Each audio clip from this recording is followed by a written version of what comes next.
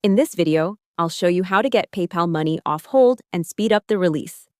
First, open PayPal and check why it's on hold. Go to your balance or activity, find the payment, and tap Know Your Options or Get Your Money.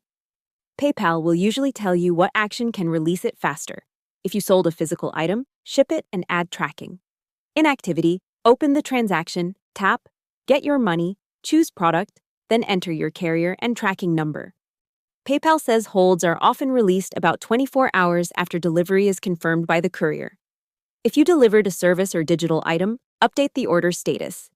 In the same place, choose Service or Virtual Product, mark it as Completed, and PayPal can release the money 7 days after you mark it completed. If none of those options apply, the hold can still last up to 21 days, especially for new or returning sellers. So keep your account verified and avoid disputes to reduce future holds. Hope the tutorial was helpful. Subscribe to my channel and see you in the next video.